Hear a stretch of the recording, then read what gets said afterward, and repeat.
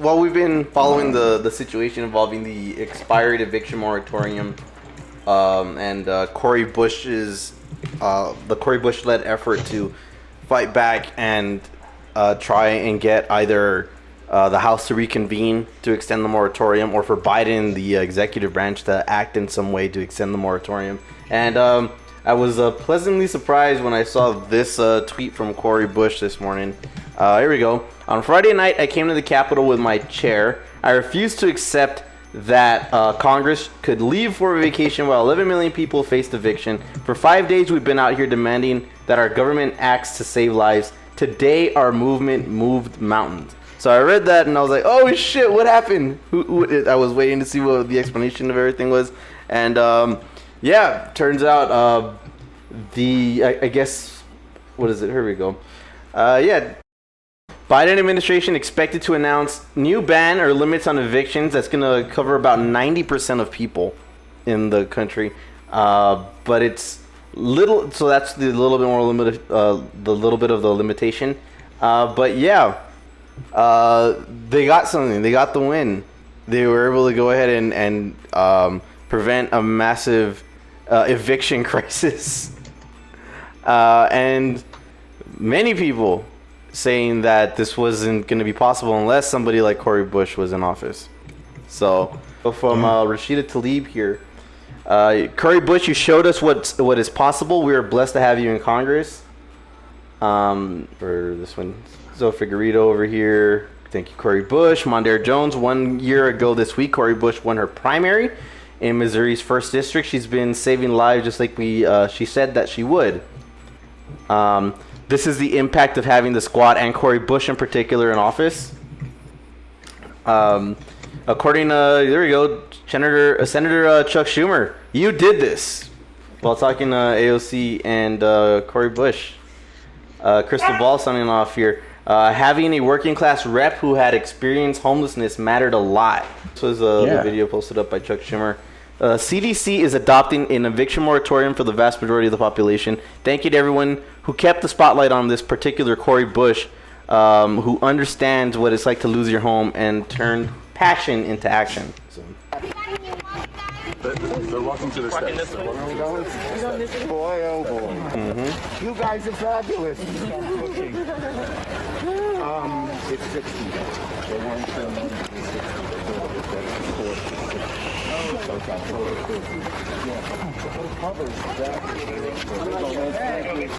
But the other part of this that this was posted up by David Sirota, and it explained a little bit about why they allowed the moratorium to lapse. So House Democrats got $1 million check from the chairman of a massive apartment company weeks before they failed to extend the federal eviction moratorium. I just what bugs me so much is Sirota publishes the story and it's directly, oh, they got this money and then did this policy decision, right? And then people just nonchalantly are oh, I mean, I guess Pelosi was trying her best. It's just fucking media, dude. It's just that's the kind of shit that we're dealing with in any one of these races. It's just complete media complicity and enabling it, right? None of these, if this was an unbiased media, every news broadcast, I guarantee you, the Cleveland TV stations weren't talking about this ethics probe, right? The voters in the San Francisco news weren't talking about this insane corruption that just happens right on the open. It's a well-oiled machine they have going on there, right? And it works all across, all levels of government, all levels of culture. It's all intertwined. I mean, you had speculated about this before. Lily Rose, hey, what's going on? Welcome in. You had speculated about this before, that there was some sort of big money backer that was, behind this in some way. You couldn't put your finger in exactly why, but that just seemed like it stood out to you that there was some big money interest behind them letting this eviction lapse.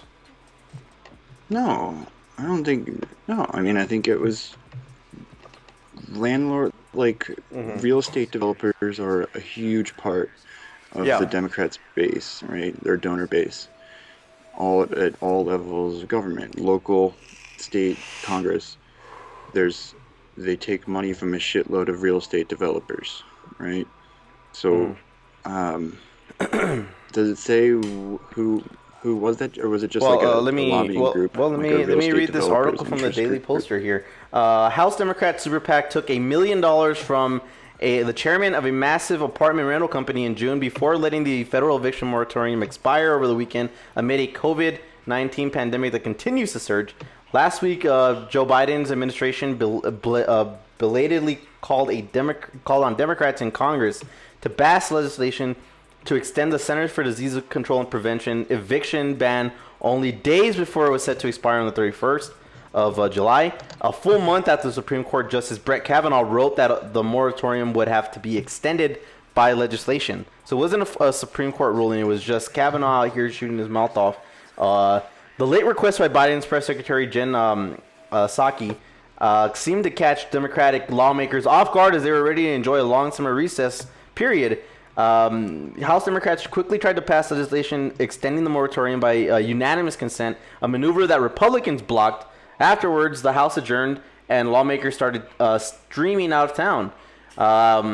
Speaker Nancy Pelosi said Friday that Democratic leaders had only learned one day earlier that Biden's administration was counting on lawmakers to renew the eviction ban via legislation. So this is one of the criticisms that I was seeing from that same camp we were talking about earlier, was why did they wait till the last minute? Why did they not? They knew about this for weeks, and why didn't they go out there and do something about this before people got evicted, or before there was in danger of having the moratorium lapse? Well, this was why. There was a lot of passing the buck around where the legislators out here were going ahead and acting as if Biden was going to go ahead and extend it. Biden over here, knowing you full well he wasn't going to go ahead and extend it because, he was going to use this Kavanaugh excuse. So that's why it came down to this 0-hour thing where AOC and Cori Bush are out there running down the hall trying to keep people in fucking session. And then eventually that turned into the Occupy Congress protest that has been going on for the last the better half of the last week. So here we go. So soon after this, Biden's administration indicated in a statement that it would keep trying to tackle the issue, noting that it's directing federal agencies to re-examine whether there are any authorities to take additional actions to stop evictions. And to what AOC had said, it seems like the executive branch only has a problem acting unilaterally when it comes to going ahead and improving material conditions for people, but not when it comes to something like military force. But in the meantime, the president will continue to do everything in his power to help renters from eviction, noted in the statement. The release did not explain why the White House waited to act until after the moratorium expired. Democrats' failure to extend the CDC's eviction moratorium, which was first put in place by the Trump administration in September of 2020, comes as the deadly Delta COVID variant spreads around the nation, leading the CDC to urge people who are vaccinated to start wearing masks again in public settings in places with high infection rates. Allowing evictions to proceed will make the pandemic worse and will likely cause massive hardship on an unprecedented scale. Last year, researchers found that the expiration of state eviction bans had caused more than 400,000 new COVID cases between March and September. At least 3.6 million people are facing the risk of eviction. That number could be higher. According to Aspen Institute, more than 50 million people are living in households that are behind on rent. Meanwhile, Democrats have been raking in money from residential real estate interests that could benefit from the moratorium expiring. I've been looking at real estate housing and landlords for about 15 years, and this feels like an extension of what I've seen at the state and local level, said Sarah Michaelbust, bargaining for the Common Good Research Director at Georgetown University's Kalmovitz Initiative for Labor and the Working Poor. You certainly see a pattern of landlords having close relationships, and as a result of money and influence, and that can affect the way in which lawmakers see the issues, the questions they ask, and the timelines on which they are willing to take action or not. Michael Bust added, it's not shocking because we've seen this pattern again and again. What is shocking is that millions of people are at risk of not just becoming homeless, but also getting a deadly disease. So George Marcus, the chairman, both of the massive real estate brokerage, Marcus and Millchap, I don't know, and the real estate investment trust Essex Property Trust donated $1 million on June 1st to the House Majority PAC, a super PAC that worked to elect Democratic lawmakers. The donation amounted to nearly 7% of the total funding the committee has raised so far this year. Marcus has also donated $263,000 in June to a joint fundraising committee benefiting House Speaker Nancy Pelosi's campaign, her leadership PAC, and the Democratic Congressional Campaign Committee, the party committee that works to elect House Democrats. During the 2020 election cycle, It's just like fucking so blatantly corrupt. Like, it's not like it's just handing stacks of cash to various like fundraising orgs, like directly affiliated with like people in office. Like I mean, you know, I just don't really know how you compete about that. Like, it's not that you have to, like, we could overcome that if it wasn't the fucking like corrupt media gaslighting everybody, you know? Like, it's like if you bring any of this up, right, it's like, oh, look at the conspiracy theories on the left, you know, like shit like that. Like, it's nearly insurmountable, you know. So during the 2020 election cycle, Marcus had donated a combined $1 million to the DCCC and the Democratic Senatorial Campaign Committee, which elects Democratic Senate candidates. He contributed millions more to party-aligned super PACs that aid those committees. $3.5 million to Senate Majority PAC and $3 million to House Majority PAC. Marcus, who has a net worth of $1.7 billion, also has been a huge Biden supporter. He donated $4 million to super PACs that supported Biden. Parties USA $2 million, Unite the Country $1 million, and American Bridge PAC $1 million. He also hosted a Biden fundraiser in 2019 and donated $500,000 to the Biden Victory Fund, a joint fundraising committee benefiting the Biden campaign, the Democratic National Committee, and state parties. Marcus and Millchap, founded by Marcus in 1971, is the largest commercial real estate brokerage in North America and sells apartment buildings too. While Marcus is a part of a group of billionaire landlords that have together seen their personal fortunes increase by nearly $25 billion since last March, Marcus and Millchap have been hit hard by the pandemic. It's just the Democrats.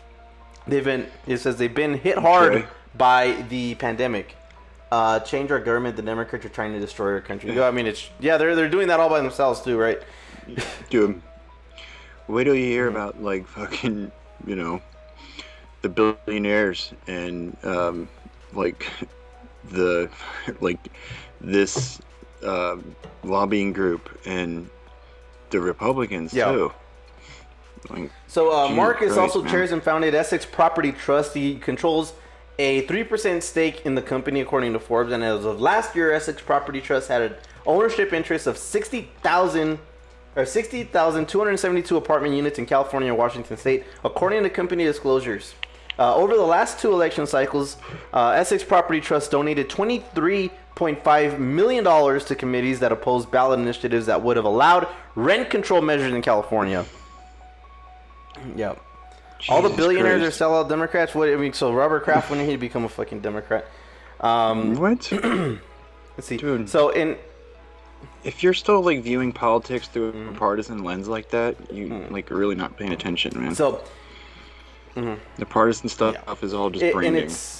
In its Like latest quarterly report, Essex Property Trust wrote that primarily as a result of the pandemic, its cash delinquency rate was higher than the pre-pandemic period, but improved from 4.3 to 3 for 3 months ending in June 30th of 2020 to 2.6 for 3 months ending in June 30th, 2021. The company said that it had executed some payment plans and will continue to work with residents to collect such cash delinquencies. In an earnings call last week, Essex Property Trust CEO Michael Shaw said that the company expects its delinquency rates will return to normal levels over time, and as more workers enter the workforce and eviction protections lapse on September 30th in both California and Washington. When asked about the expiring federal eviction moratorium, Shaw said, "We expect to work with our residents to the extent that we can." Marcus is far from the only Democratic donor who stands to gain from the eviction moratorium expiring. During the 2020 cycle, executives from the Blackstone Group, a private equity giant, donated $2.3 million to Senate Majority PAC, $250,000 to House Majority PAC, and $350,000 to Unite the Country, the pro-Biden super PAC. In June, Blackstone announced that it was buying Home Partners of America, a single-family home rental business that owns more than 17,000 homes. Blackstone also became a minority investor last year in Tricon Residential, which owns more than 30,000 single-family and multifamily rental homes in the United States and Canada. Lobbyists for real estate interests have also been playing Democrats with cash. The lobbying firm Brownstein, Hyatt, Farber, Schreck has bundled $227,550 worth of donations for the DSCC this year. Brownstein's lobbying clients include Apollo Global Management and Ares Management, two private equity firms with substantial real estate interests. Aiken, Gump, Strauss, Hauer, and Feld and its lobbyists have bundled together $336,500 to the DSCC this year. The firm lobbies for Koch Industries, the conglomerate led by conservative billionaire Charles Koch that has been investing in residential real estate, specifically single-family rental homes during the pandemic. Another Aiken Gump client, the National Association for Realtors, lobbied to end the CDC's eviction ban. The firm also lobbies for KKR, private equity giant with significant investment in luxury apartments. Heather Podesta, who has raised $177,000 and $114,000 for the DSCC and the DSCCC, is the founder and CEO of Invariant LLC, and which lobbies for the National Association of Realtors and the National Association for Real Estate Investment Trusts. Steve Elmendorf, a partner at Subject Matter, has raised $63,000 for the DCCC this year. His clients include Blackstone and the American Investment Council, a lobbying group for private equity firms, the National Realtors Association PAC, and separately bundled together $114,500 worth of donations for conservative Democratic Senator Joe Manchin of West Virginia this year. There he is. Oh, thank you very much, Golden Facts, for the follow here. I mean, you could do this probably with every industry, every piece of legislation, every decision. You can go through and directly trace what they're doing with the donors who funded it. Like, pretty much, I'd say across the board. There's nothing that they do voluntarily, right? It's all just who's going to pay me the most to do this. And, you know, it's sad. We don't have any kind of adversarial, you know, nobody sticking up for the workers. It's all just massive amounts of cash. We really, I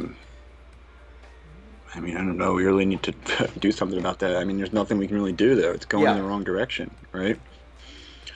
Like, every time the Supreme Court rules on it, they just loosen up the rules even more. So, as a result of this here, we had Rashida Tlaib saying that they need to give that money back. This is not help in building trust among the people we are fighting for. And also pass Representative Maxine Waters' eviction moratorium extension now. So that sentiment was echoed by AOC as well. That they need to go ahead and give this money back that they got Which Yeah, right. which to be fair, I understand, Congresswoman. You're principled. They are not, which is why you have that inclination to give that money back, and they will not give that money back. It's just like the whole thing too is like